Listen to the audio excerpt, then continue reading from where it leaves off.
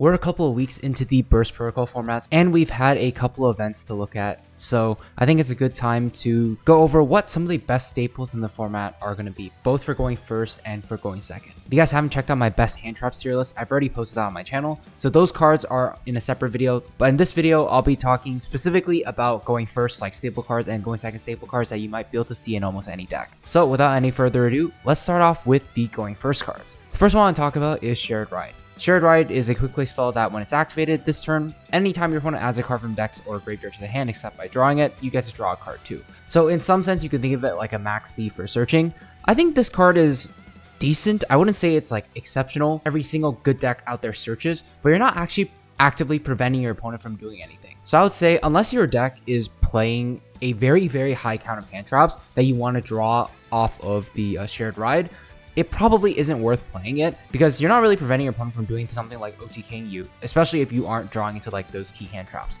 And so I'd say that Shared Ride is probably something like that's like fine. I wouldn't say it's a bad card by any means, but I think maybe a better choice would actually be Mistaken Arrest. Mistaken Arrest is also a quick play spell that reads, when it's activated until the end of your next turn, neither player can add cards from deck to the hand. So in this sense, it's more of a lingering floodgate that actually prevents your opponent from doing stuff. I'll say that this card goes in the strong tier. It's seen a play in a couple of like Dracotail side decks, Malice side decks, even in decks that have some search effects.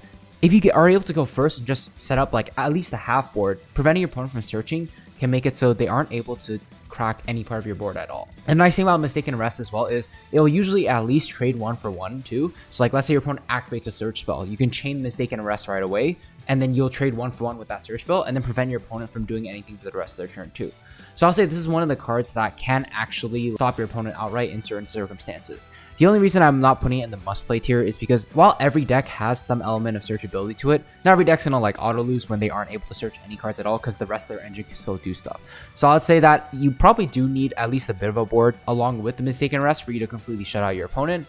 But all that being said, this is definitely a very strong card that you should look out for. Next up is Dimensional Fissure. I'd also put Dimensional Fissure at like the very top of the strong tier.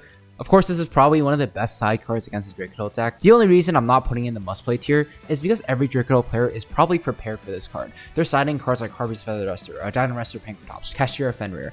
Every Dracotail player should have an answer to the Dimensional Fissure because it's just such a popular card. So while it is very powerful against Dracotail if it's able to stick on the board, I'll say every good Dracotail list is playing at least a couple of different ways to out this card.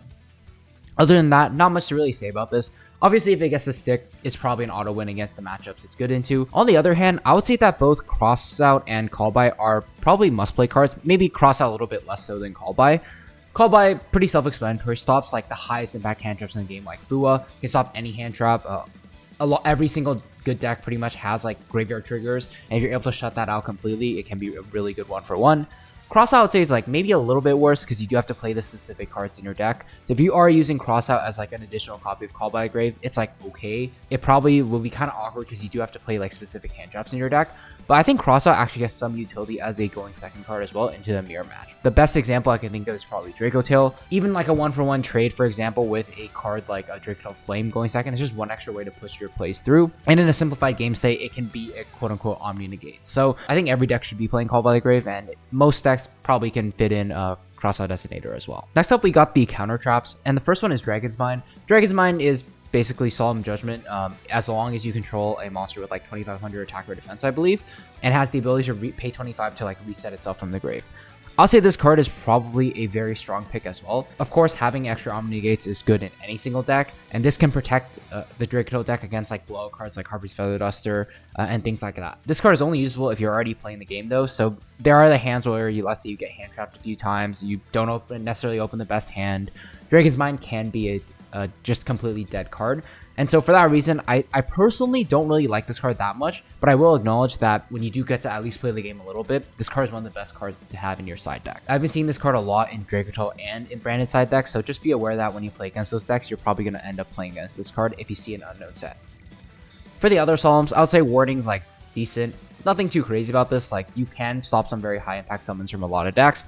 Strike, I would say, is like something that's a little bit better than Warning. Warning, off the top of my head, maybe stop the Draco spells and stops the Mitsurugi ritual from going off, whereas Strike doesn't. But I'll say that both of these cards are just fine cards. You can cite them as like completely generic cards that are good against like every single deck out there, but I don't think these cards are single-handedly going to win you games. Solemn Judgment, I would say, is like a little bit of a tier above because there's so much spell and trap removal in this game. There's so many powerful spell and traps that we have in the current format right now. Having the ability to stop those blowout cards, in addition to stopping like key cards like Ketu, Rahu, Mitsurugi Ritual, means I think Judgment is in a tier above the other Solemn cards. Now for some of the other hard floodgates, Grave of the Super Ancient Organism, I would say this is realistically only going to be there for Dracotail, but I would say this card is like a pretty poor choice for this current format. Not only are the Dracotail decks like playing cards like Fallen the Virtuous is straight up out this, they also have like in-engine ways to be able to just make a fusion summon with like Urgla, summon like a Dracotail Shardless, let it sit on the board, and then trigger Urgla to pop in, and then they can keep going from there. And I can't really think of another matchup where this card is particularly good against either. And next up for some more floodgates, there can be only one I think is something with like maybe a tiny bit of potential. I would say there's very few decks you'd actually want to play this card against. In terms of like mono type decks, maybe there's like Malice, Lunalight. It doesn't really affect a deck like Dracotail that much. It doesn't really affect a deck like Radiant Typhoon that much. That definitely doesn't do anything against a deck like Vanquish Soul, K9. And I just listed pretty much 3 of the best decks of the format. So I would say that this card is pretty good into like rogue decks. But overall, since this card doesn't actually do anything to the 3 best decks of the format, I don't think it's that great. Gozen, I'd say, is maybe like a tiny bit better. Maybe even in the decent category, because it does feel like it's pretty solid into a deck like Dracotail. It can be pretty good into a deck like Vanquish Soul. And similarly with Rivalry, both of these cards are definitely going to be good against very specific rogue decks. They have some applications against some of the best decks that we have in the format. So overall, I'd say if your deck can support Gozen and Rivalry, these are cards that you can consider.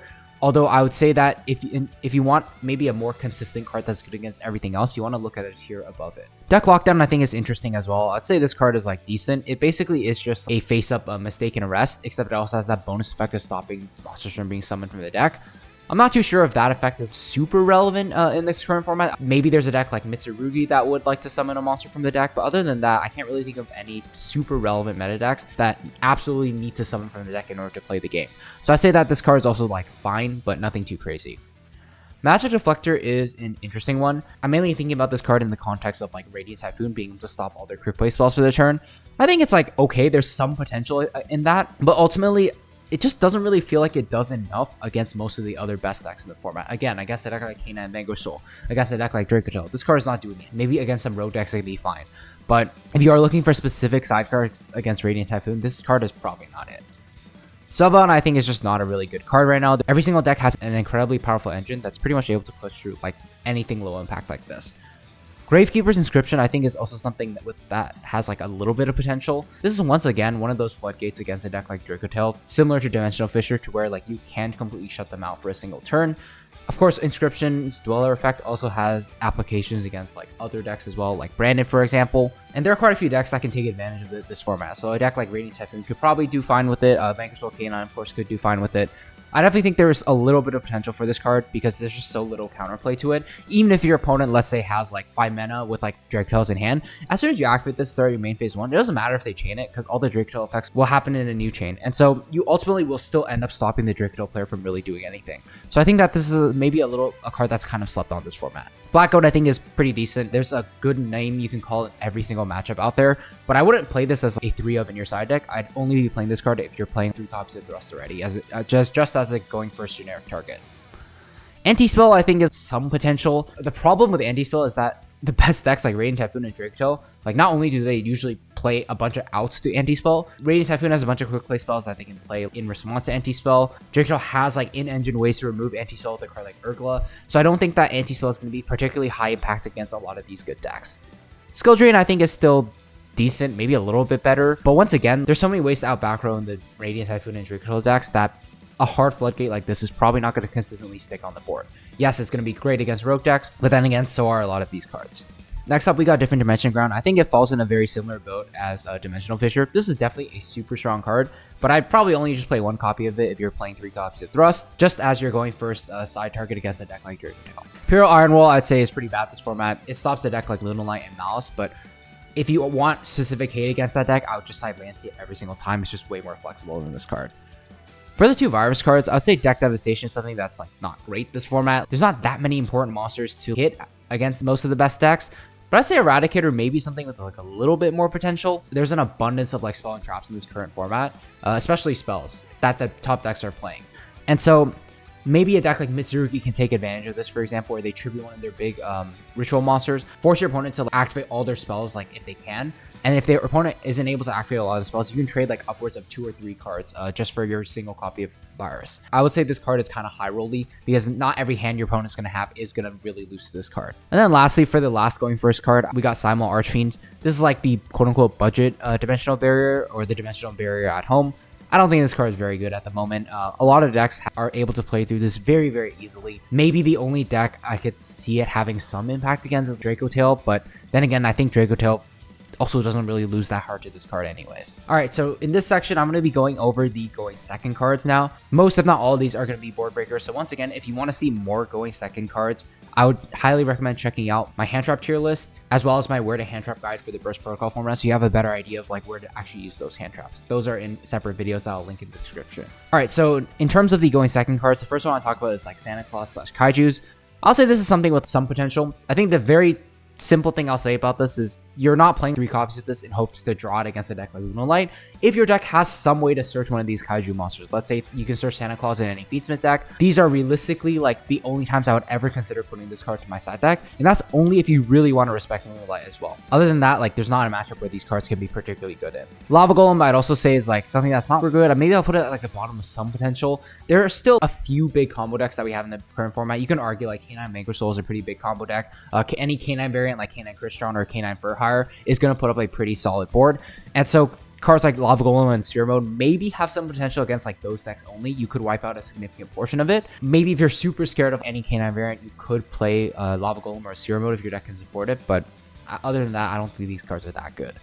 Kurikara I also think pretty poor this format. It's very conditional removal at best. And Kurikara is just a lot less flexible than the Kaijus or Lava Golem or the Sphere Mode, so I'm putting in the bad tier. Next up, we got Spell and Trap removal, and I think this is perhaps the most interesting part because a lot of the format I've noticed is starting to revolve around ways to remove back row because of the prevalence of a deck like Draco and Radiant Typhoon and how important their back row is to their central game plan. I'll say Harvey's Feather Duster and Lightning Storm are probably at like the very top of decent. The only reason I'm not putting them at like strong or must play is because there's a lot of counterplay to this in both the Dracotel and in the Radiant Typhoon decks. They both inherently have a searchable way to out big blowout cards like this. But the reason these are so good is because if you're able to pair this with like any way to stop like your opponent from negating it, let's say like Forbidden Droplet, sending it off the field, Fallen the Virtuous, targeting your own card, popping it. If you are able to push one of these through, you can take away a significant chunk of both the Dracotel and the Radiant Typhoon end boards. And so for that reason, I would say that like these cards are definitely still something to watch out for and something you definitely should consider. I would only play this if you have consistent ways to force these through. Dracotel and Radiant Typhoon are going to have built-in ways to stop this card naturally if you don't have any way to protect them. Cosmic, I would say, is something that's maybe some potential, basically equivalent to MST in the sense like a 1-for-1 spell and trap removal trade. Cosmic maybe is like a little bit better because against like Radiant Typhoon, you can attempt to banish, let's say, like their trap card, and then it'll kind of force them to play in a way to where like they have to pop their own trap card, or they have to like find a way to stop Cosmic Cyclone or risk losing their grind game and their main interruption. Other than that, into a deck like Dracotel, it's okay at best. You could force them to use one of their trap cards early. If your opponent tries to flame one of your spells, you could basically use Cosmic Cyclone as like a pseudo MST on your own card. In those cases, it's okay, but I feel like in general, these cards are not particularly good. If you aren't playing like Radiant Typhoon cards in your deck, you probably shouldn't be playing like MST or Cosmic at all. Now, a particularly interesting card I think that has recently been popping up a lot is Spiritualism. Spiritualism, for those of you who don't know, has a very simple effect. You just target one spell or trap on the field, return to the hand, and the key line of Spiritualism is that this card's effect and activation cannot be negated. And why that's so important is because against the Dracotel and the Radiant Typhoon decks, like I mentioned, they have very searchable ways to stop key spell cards. Dracotel Flame and a Radiant Typhoon Mandate. Spiritualism's effect isn't able to be negated, so you can use it to target the most threatening piece of back row that you know your opponent has. So against Dracotel, let's say you know for sure, like, oh, I have to force my Harvey's Feather Duster through. You can target the Flame, and there's like basically nothing they can do about it. This card's effect and activation can't even be negated by something like Dragon's Mind or Solemn Judgment. Against the Radiant Typhoon deck, I think it's even better. Because let's say your opponent has like 3 copies of Mystical Space Typhoon face down with 1 copy of Mandate. You can activate Spiritualism on Mandate, and it doesn't matter that they technically have like 3 quote-unquote Omni Negates, or even like a Totem Bird on top. Like, they can't do anything about Spiritualism, and so you'll be taking away 3 of your opponent's interruptions with just a single card, and there's nothing your opponent can do about it. And so I think that if you want very specific hate against Mandate and Projectile Flame, Spiritualism is probably one of the strongest cards that we have in the format right now. And I think this is the exact right format for a card like this to do well. Double Cyclone, I think, follows a very similar idea as Spiritualism, except with the slight added flexibility of being a quick play spell. So you can not only dodge the negation from like Mandate or Flame, you can also pop one of their other spell and trap cards in return. So you sort of get like a 2-for-1 trade as opposed to Spiritualism just taking away 1 card. I'll say this card is decent. The reason being is like, it's not like Spiritualism where your opponent can't do anything about it. There's a lot more counterplay I think the other player has to Double Cyclone. But that being said though, if you want more cards to help your spell and traps like dodge these negation effects, I would say Double Cyclone is definitely pretty solid. Twin Twisters is really bad this current format. It's just even worse than a card like MSC because you're going -1. Denko Sekka is something that's really interesting.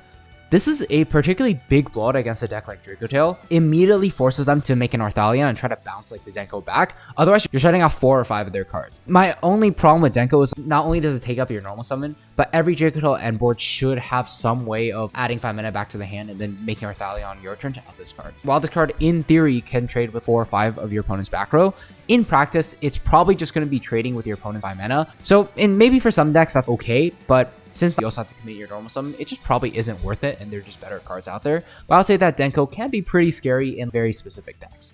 And now for the Forbidden cards, I'll say Crown is something that's like pretty strong. I put it near like the bottom of the strong tier. I wouldn't say every single deck's going to want to play this, but in terms of the 1-for-1 trade cards, like this is one of the best ones that we have in the game. There are so many different applications that you have for this, both going first and going second, that I couldn't possibly cover in this video. While not every deck's going to play this card, this is definitely still one of the best stable cards that we have in the format, for both for going first and for going second. Droplet, I'd say, is maybe the next card up on the must-play tier. Play spell, meaning has extreme flexibility both going first and going second. Let's say your opponent like drops an Arthalion on you turn 0.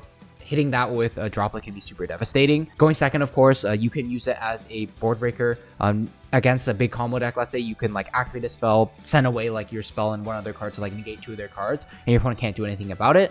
But maybe the biggest strength of Forbidden Droplet is the fact that it also has the same properties as something like Double Cyclone, where you're able to send away your monsters that are being targeted by like spell and traps to try to negate it. Not only do you basically trade with your opponent's negate, you also force your effect through, and then you negate even more of their cards on the field. This has probably been one of the best formats that we've had for Droplet, at least from recent memory, and I definitely highly recommend playing this card in your deck if your deck can take advantage of any of the things that I just mentioned. Chalice, I'd say, is something that's not super great. Maybe has like some potential as like a budget version of Forbidden Crown, but if you have the means for it, like I definitely just play Forbidden Crown over the Chalice. But if you're on a budget, I'd say Chalice is not the worst card you could play in your deck. Has flexibility both going first and going second. It has a similar capability as Droplet to be able to like negate those turn 0 plays like Arthalion. Evenly is an interesting one. I'll say Evenly squarely falls like at the top of decent for me. I think in theory, it's supposed to be pretty good against a deck like Dracotail because it's going to force out all their trap cards in theory. It can take away those trap cards by banishing them face down, making it really hard for the Dracotail player to grind. In practice, the problem with this card is if you are letting your opponent set up their full board, Dracotail is going to get access to a card like Albion Sanctifier, meaning they always have a consistent way of being evenly matched. Even if your opponent doesn't have a copy of Albion, they still have ways to like remove their own cards, like Fallen the Virtuous. They can horn bounce their own stuff back. They still have cards in hand like 5 mana. So I think that in some specific cases, Evenly can be potentially very high impact. But I feel like most of the time, unless you somehow are able to stop your opponent from setting up a really big board, Evenly is going to just be fine for the most part. It's probably going to be good against some rogue decks. In some cases, it'll be good against the top decks. But ultimately, I think every top deck has some pretty good counterplay to this card. And next up, we got Fallen the Virtuous. I'd say this card is probably like at the very bottom of like must play top of strong for me. Similar to a card like Droplet, similar to a card like Double Cyclone. It has that same flexibility of being able to remove your own cards to force your key spells through. It has that flexibility of being just a straight up pop one on like any threatening card of your opponent's board. And the greatest thing is like this card is searchable within the Brandon engine. This card gets you access to another one on the next turn. So there really is quite a lot going for this card. And I would say that if your deck is playing a bunch of quick play spells or like quick play board breakers, this is probably one of the first ones you want to put into your deck. This card is great even outside of any Brandon variant. Next up, we got Fenrir. I would say Fenrir is maybe something around the middle of decent. I think this card is okay for the most part. You probably would only want to play in a deck like Dracotail. Not only does it get you that extra monster, it does give you a little bit of insulation against key threats like Retaliating Sea or Azuna. But I think ultimately you don't have to play this card if you're playing a Dracotail deck. You're probably not going to see this in every single Dracotail list. Of course, it is also an additional out to Dimensional Fissure, and in very simplified game states, Fenrir control can be pretty good too. I'll say Pankratops also falls in like a similar boat as Fenrir, of course, except this time it's like strictly for going second. In Dracotail, it's pretty important to have outs to Dimensional Fissure. Don't have your engine most of the time to out it. A card like Fallen the Virtuous doesn't out it. Whereas Pankratops can, in theory, trade 2 for 1, kill one of your opponent's interactions, and then just like kill one in their back row. It's not terrible. I wouldn't say this card's like great either, though. It's more of a personal preference thing based on how you like want to build your deck. Gordian Slicer, I'd say, is something that's pretty bad this current format. You don't really want to be bouncing your opponent's resources back to the hand. Every deck's able to generate so many resources, especially if you let them play and don't stop them. Super Poly, I'd say, is something that's like decent as well. Maybe even like at the bottom of the strong tier. Your deck has to have a lot of space in the extra deck, of course, that being like the biggest downside of this card. But I'll say as a generic board breaker, this is pretty solid into every single top deck that we have right now. There's pretty much at least 1 or 2 good targets against every single one of the tier 1 decks at the moment. If you have the room in the extract to play this card is definitely pretty good. Thrust and Talents, I would say, are still cards that are pretty strong in this current format. Even though hand traps have gone a little bit less popular, I would still say that there's so many key hand traps like Cerulean, Fualos, that people are still playing. So a card like Thrust should always be live. And of course, Talents is still just Talents. It should be good playing into a board going first. It can give you an extender through like a hand trap or something like that. Herald of the Abyss, I'd say, is pretty awful. The only deck you'd ever want to consider using it against is Lunalight. But the problem is Lunalight has a built-in spell trap negate onto their end board. So this card just is never going to do anything against that deck. Raigeki, I'd say, is not super great this current format. Not only are there so many ways to negate spell board breakers, even if you are able to wipe the board of the best decks out there, not only do they have ways to protect their monsters, like let's say in a deck like Vanquish Soul, you still aren't dealing with all their spell and trap interruptions, which are perhaps even stronger than the monster interruptions in like the Dracotail and the Radiant Typhoon decks. This really just isn't the format for Raigeki, in my opinion. Dark Ruler is something with a little bit of potential. Like I mentioned earlier, there are still a few like combo K9 variants running around, and I guess this card could be decent into some of those decks, but I would say unless these combo piles get a lot more popular, this card's not doing anything into a deck like Dracotail or Radiant Typhoon. It just isn't really worth it. Change of Heart, I think, is also pretty bad. Normal spell 1-for-1 traits that don't have any additional flexibility just aren't super good in this current format, in my opinion. Ultimate Slayer, I'd say, is like maybe something at the bottom of some potential. Since this card sends for cost, you can, in theory, force out one of your opponent's spell interruptions like Flame or Mandate or something, and you get additional value from like whatever card you send into the graveyard. In that case, it can be like a 2-for-1 trade, almost like Fallen the Virtuous, but it does lack that flexibility of being a quick play spell. And for that reason, I think Ultimate Slayer is just at the very bottom of like maybe a little bit of potential. Metal Tronus, I think, is something at the top of some potential. In certain decks where you feel like the mirror match is particularly problematic, like for example in the Dracotail mirror, if your opponent's summoning Secretarion Dragon, it's nice to have an out like this. But I would say that probably other cards that can like do the same thing. Cards like Droplet, cards like Fallen the Virtuous are basically doing the same thing and taking up the slot of Metal Tronus. And so I feel like Metal Tronus is not something that's like particularly good. There's a little bit of potential, I think, for experimentation. And it's not a terrible card by any means, but I don't think this card is going to be super great in this upcoming format. I'll say Book of Eclipse is also pretty bad. There's no deck where booking their end board is really going to be too impactful. Sealspan, I think, is something with maybe a tiny bit of potential. You can argue this is a going first card for White Forest. You can make the argument going second. Against some decks, you can trade quote-unquote 1-for-1 if they have like a particularly nasty piece of interruption that your deck can't deal with otherwise. But other than that, I think, once again, it sort of falls in the same category as those like 1-for-1 trade spells, which just aren't super good in my opinion right now. Enemy Controller, I'd say, is like maybe bottom of some potential. It is a quick play spell. It does let you dodge like any targeting interruptions against it, but the most important things to dodge this format are not necessarily things targeting your monsters, but things targeting your spell and traps. And so that's why I think a card like Fallen the Virtuous and Droplet are just a lot better. Finally, we got Sheena. I'd say Sheena is definitely a very strong card. Not every Radiant Typhoon list is going to be playing it, but I think this card is particularly difficult to deal with when going against the Radiant Typhoon deck. As soon as they put a wind monster on board, you have to really start thinking about how you're going to sequence your interruptions for your monsters and your spell and traps. Against, let's say, a Dracotail end board of like 4 set cards, it can completely wipe all that away if you're not careful about how you play it. So overall, I would say that just the existence of Sheena alone makes it so Radiant Typhoon has a pretty solid time into a big back row deck like Dracotail. It should have a pretty solid time into any mid-range deck as well, being able to clear out a majority of their interactions. So definitely a very strong card in my opinion. But that's going to do it for my best staples tier list for the Burst Protocol format. Let me know what you guys think about it in the comment section below. A few things to keep in mind. One, this is obviously just my opinion. You're free to disagree. If you feel like I missed any important cards, then let me know in the comment section too. Or if you agree or disagree with some of these placements, I'd be curious to hear your opinion as well.